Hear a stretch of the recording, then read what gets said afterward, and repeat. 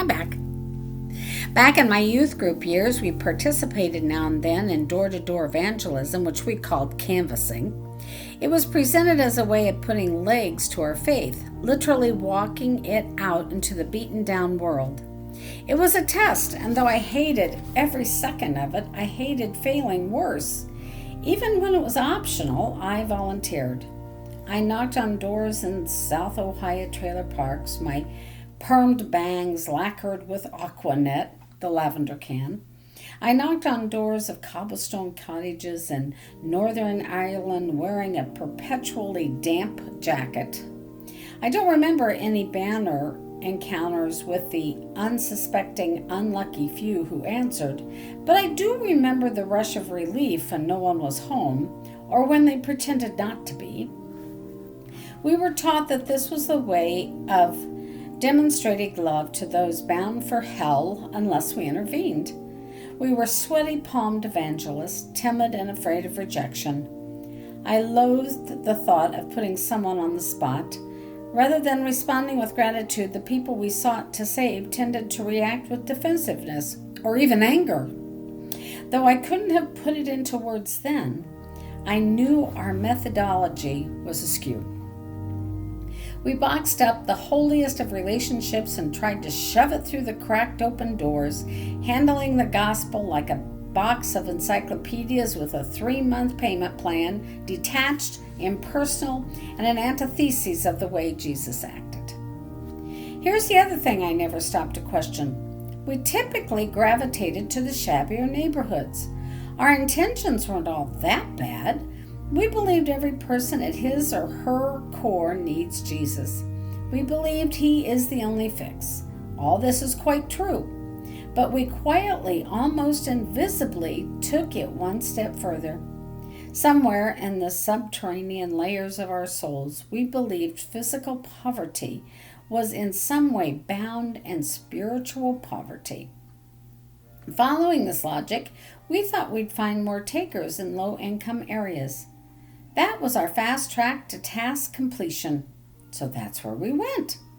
We would never have had the gall to show up at some high-end subdivision or on the shaded streets of a quaint small town. Didn't even cross our minds. Just last week, I heard a guy on television talk about a neighborhood like mine. He furrowed his brow and looked earnestly into the video camera. His teeth bleached and narrow straight, his hair expertly coiffed. They're also broken over there, he said with a wince, the sleeves of his black t-shirt taut across his biceps with the bottom half of a hipster-approved tattoo peeking out. The whole thing rubbed me the wrong way, but not because his words were untrue. He's right. We are all so broken over here. But if I know anything, it's that he's just as broken as we are. I have to wonder, does even the shred of humility come across when we're the ones knocking on the doors of strangers or dragging portable air compressors and grills over the railroad tracks or setting up professional-grade equipment so we can shoot a video for our suburban congregation that casts us as inspiring urban heroes? I'm not talking about building trusted, sacrificial, long-haul relationships, learning nicknames and backstories, sharing our own. My concern is the obvious power imbalance at play when we feel at liberty to show up in a place we know little about, bearing a rescue no one asked for. When it comes to loving the poor, the vast majority of us have no intention of doing harm. We want to take part in the holy work of God. We're just a bit bumbling and unsure. We're afraid of getting things wrong, and quite bluntly, we're just plain afraid. We've been taught to be leery of poverty, maybe even to judge it, which presents us with a conundrum since we know God tells us to figure it out. We want to help, but we don't know how. And the message about how best to come alongside those who need our help are muddy. Too often, we tend toward rolling out a program where perhaps what every person needs most is a welcome mat, a place where they're known and welcomed and loved without expectation, no strings attached. Last week, I sat with a woman currently navigating homelessness with her young family, doing her best to receive the help offered by well-meaning Christians, though it is rarely what she wants or needs. "We don't need someone's old clothes," she said, her voice crackling on the edge of tears. "We don't need people to pity us or tell us to trust in God. We need a smiling face. We want to know that we're not alone. We want someone to listen and to root for us." Every word of that made sense to me. Here's what I'm learning to do, and I will warn you, it sounds so obvious you might think I'm being sarcastic. No dice. When it comes to sharing the light and love of Jesus with the world around me, I first think hard about how I prefer to be engaged. If the methods will cause me to feel defensive, unsafe, or even just annoyed, it is only fair to assume anyone else would react in the same way. Do I feel loved when a stranger knocks on my door and asks if they can pray with me or tries to peddle their particular brand of faith? Absolutely not. Does it feel good when someone who barely knows me pries into my private life in a way that feels challenging, condemning, patronizing, or even vaguely judgmental? Super absolutely not. Do I like being held hostage in my own home, forced to either endure the intrusion or dismiss the visitor in a way that makes me feel like a bad guy? No, I do not. Am I grateful when someone approaches me as a project or tries to voice their wisdom and theological superiority on me? Do I sense true and enduring friendship when someone comes at me with an agenda? No, no, and no. Do I want anyone in the entire world, with one notable exception, to love on me? No. Kindly, don't you dare. I deeply need the church to put a sweeping, immediately halt to loving on people, particularly those whose bedhead we have never beheld or whose junk drawer we have not borne solemn witness to. I employ us. It is time. This is churchy talk at its worst, a misappropriation of words meant to obscure the fact that we still have quite a lot to learn about the love of Jesus that saves through surrender. This quietly hierarchical lingo almost always conveys a single direction, and relationships are not paved with any one-way street. Jesus said the poor will always be among us, not as a warning, but as a promise. His life was a picture of the gift of their nearness. He chose to be with those most overlooked. He subverted the religious, then partied with those who didn't fit the mold of the earthly esteem. He wants the same for us, not as a test of our faithfulness, but because he loves us too much to let us miss out. And he knows, as we practice proximity with those we think of as lacking, we will begin to see ourselves aligned, the chasm between us narrowed to the width of the street where we live. Rather than clinging to this easy vernacular of them and us, let's keep being broken together, slow to assume that certain people automatically need Jesus. Maybe they already have him. Maybe they just need a true friend.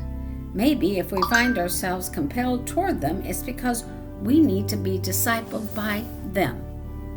The poor are everywhere in every zip code. If we are serious about loving them, we have to put in the unsexy time it takes to discover who they are and what they need.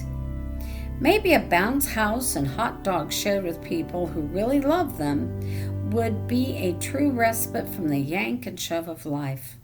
Regardless, love asks us to be ready to enter into their lives fully, not content with referring them to agencies for assistance, but eager to take on their limp as we walk closely with them through trouble. Joining us at church or praying a prayer doesn't need to factor into the equation at all.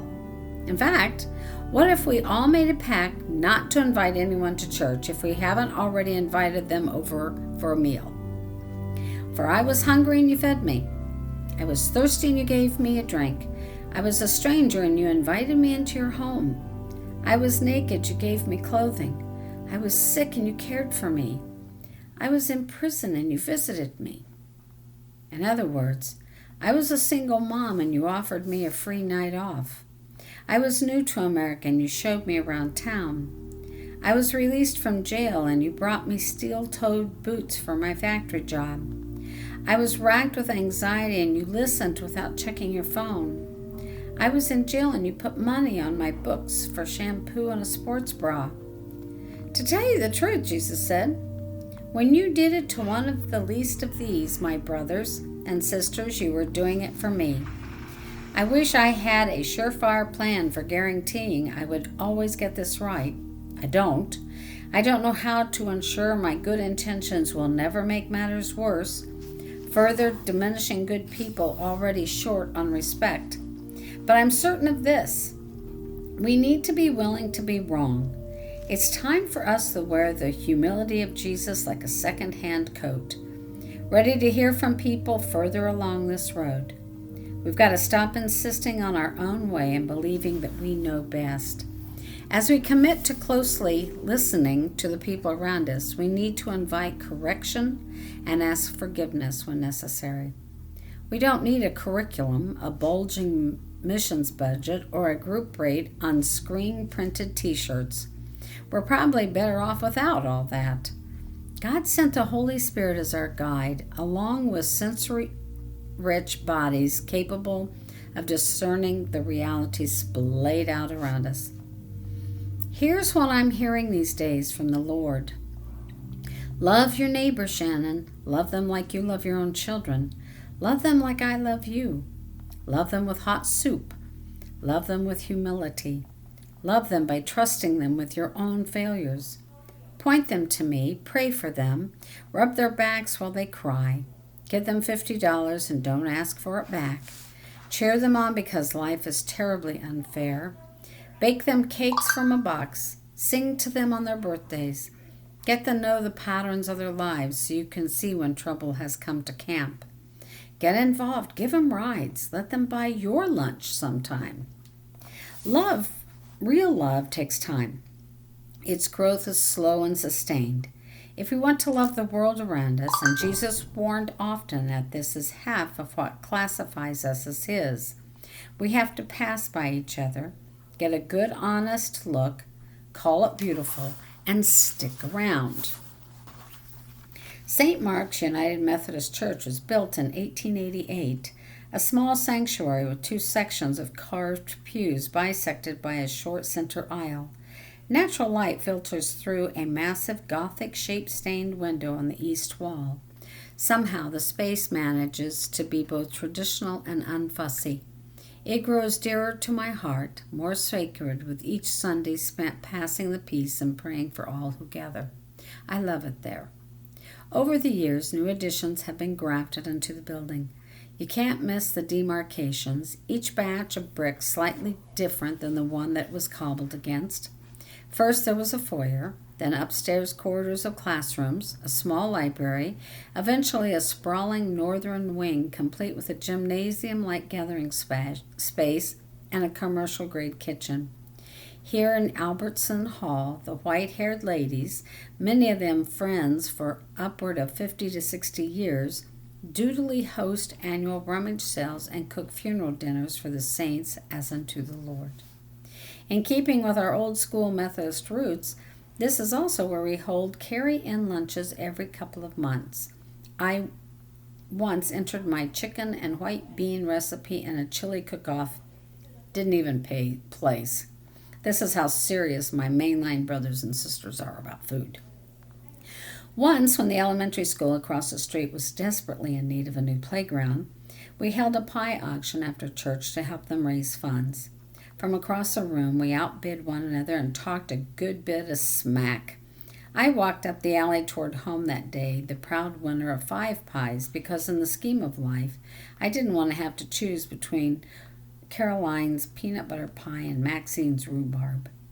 It was no surprise when a carry-in style baby shower was proposed for Taylor, about to pop with her 3rd son. She'd made her way to us a few months earlier when her long-term boyfriend Greg began walking over from work release. Now they were part of us, plain and simple. They shared their lives along with the occasional prayer concern during sharing time.